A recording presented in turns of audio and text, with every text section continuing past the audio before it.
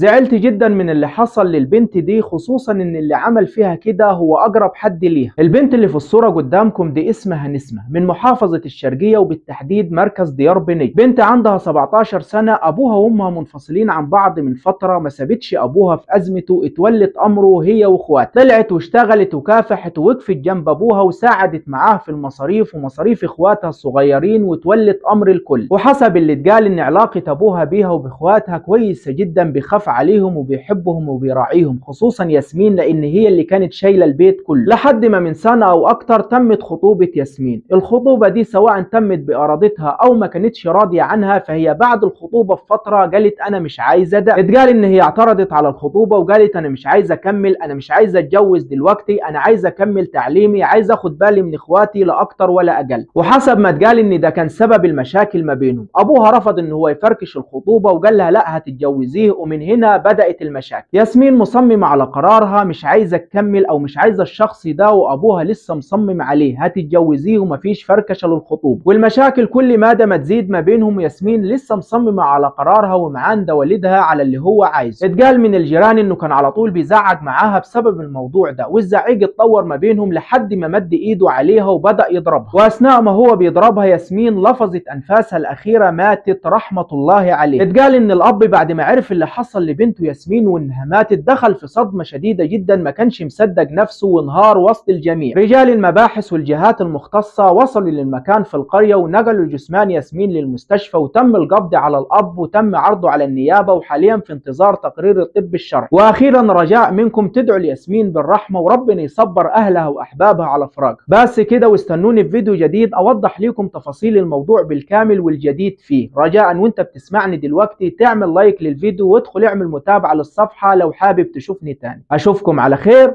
والسلام عليكم ورحمة الله وبركاته.